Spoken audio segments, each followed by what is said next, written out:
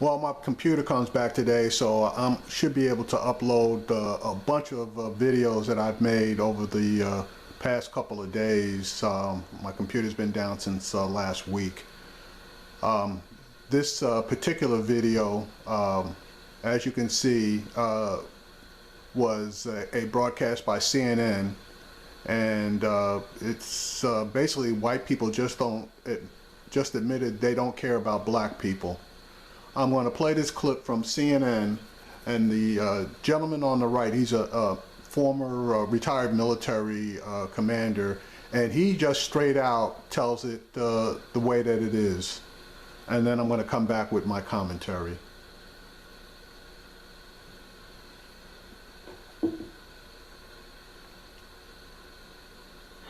This is something that has gotten a lot of attention on Twitter. A lot of people are saying, wait, where's the outrage of for what's going on in Nigeria? We saw 4 million people marching in the streets of Paris. We saw world leaders gathering there to sort of stand in solidarity with Paris. Where are those calls for the same kind of justice for the people of Nigeria? Help us understand the difference here, and maybe why we're not hearing the same level of outrage. Or is there a reason? Yeah, good morning, Michaela. Yeah, the issue is, the stark difference, isn't it? World leaders, very prominent, linking arms, walking the Champs-Elysees, complete solidarity against this outrage against what happened in Paris, vis-a-vis what we see in Nigeria, which is truly not, it should not be surprising. Look, what's happening in Nigeria is barbarous. It's horrible. I mean, it's complete madness, yet it's not a priority. The United States unilaterally could do almost anything it needs to do to root out Boko Haram. It would be a long-term effort, but it could be done. The United States has the capability. All the elements of power, we have those. So why not? It's not a priority. That's the problem. We are committed elsewhere in the world. Black West Africa is not a priority. Very stark, very hard to say, but that's the case right now. It's a regional issue. If we were to see Boko Haram appear in some other region of the world, white Africa, which is North Africa, or in the Mideast in some way, we would be alarmed. But it's a regional issue. It recruits regionally. There's a limitless supply of radicals in that part of the world that are willing to do these incredibly barbarous acts. But if we can contain it, if it can be contained, if it can self-contain, in other words, it doesn't have an ability to metastasize or expand elsewhere, frankly, sadly, we're okay. But see, that's where the issue is, because this one town, or this one city of Baga, is right along the border with Chad. And Nick, I want to bring you back in. There is a real concern. President Goodluck Jonathan sent his sympathies to Paris, yet he said nary a word about what happened in that border town, where there was a slaughter of some reports saying 2,000 people. This is radical terrorism, seemingly unfettered.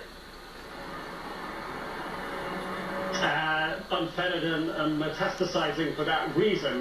We've heard that from the Archbishop of Jos here, an influential figure, saying exactly that. Look, here you have Boko Haram in Nigeria. They've just struck across the border in Cameroon. They've got the freedom of access into Chad, across to Niger to the north. This is a growing, more than regional threat reaching into North Africa. When did Boko Haram get more weapons? When Libya fell apart in 2011. I was in Niger, which borders the south of Libya, at that time, afterwards, when the weapons were flowing through, things as big as helicopters dismantled on the backs of trucks being taken out of military bases in Libya, taken through Niger to Nigeria, right beneath it. Boko Haram got their hands on a massive haul of weapons. Boko Haram is growing at the moment, and right now Niger, Nigeria, Chad and Cameroon, but it's connected through Niger to Mali. Al-Qaeda is in Mali. It's connected through Niger to Libya, where it got the weapons from. But the weapons go south, the people, the ideology goes north. Al-Qaeda in the Islamic Maghreb, they're getting stronger in the east of Libya. It's sort of almost endless across the north of Africa. So yes, that is a metastasizing threat here that will, over time, if not thwarted, at least underpin the Al-Qaeda threat and the ISIS threat that's growing in North Africa. which then threatens Europe just across the Mediterranean. Not just weapons, not just terrorism, but an outflow of migrants, which is destabilizing Europe at the moment.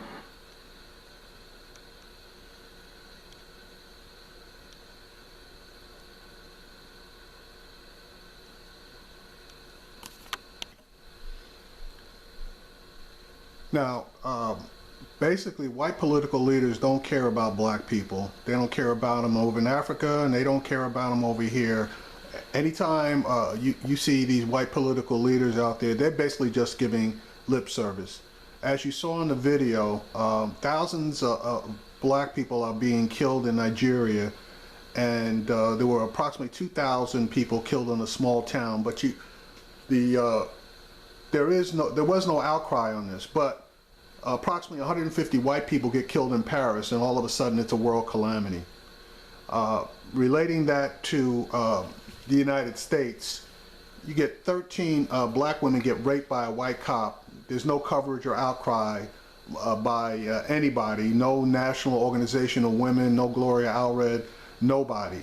But if that had been 13 white women who had been raped by a black cop, you would have gotten sick of seeing Sean Hannity, Megyn Kelly, Bill O'Reilly, and Gloria Allred, along with National Organization of Women, on all media outlets.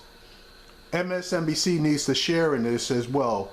You know, I didn't see Mika Brzezinski, Tamron Hall, or Andrea Mitchell following up on this story or even carrying it. I thought MSNBC was so progressive. Yeah. Based on recent coverage on MSNBC, I'm swearing off Morning Joe, because that show is supposed to be one of the top shows in the morning, but it basically it is very slanted. I watched the show this morning, and all you saw was Donald Trump this, Donald Trump that, and then attacks on President Obama as far as how he's handling the ISIS in the Middle East and terrorism, etc., etc., etc. But this story on Daniel Holtzclaw being convicted and facing approximately 260 years in prison for what he did, why he did it, and how he did it, got like absolutely no coverage from MSNBC until approximately 6 hours after CNN started giving it coverage. And at that, it was only 6 minutes on the Jose Ballard show. Now, again, I don't watch Tamron Hall because I think she's got her own agenda. And I will give Andrea Mitchell credit. She did do a significant piece during her show. Now, I looked at Chris Matthews, and he didn't do much. The first person who actually started doing it was Chris Hayes, which was, and he did an interview with one of the victims. And then at the last, I guess you can call it primetime broadcast, there was an interview done by Lawrence O'Donnell, and he did a fairly decent job. But as far as Fox was concerned, it's like this story didn't exist. I believe when I scanned their shows, they gave it a total of about 5 minutes over approximately 4 hours. So, you know, you make the call yourself. Anytime there's any type of violence or property destruction, all three of the major cable networks will be all over it. But anytime there's an issue that puts white people in a bad light, very rarely will you see anything relating to it. You might get a minute here and a minute there, but they want to try to get away from it as much as possible.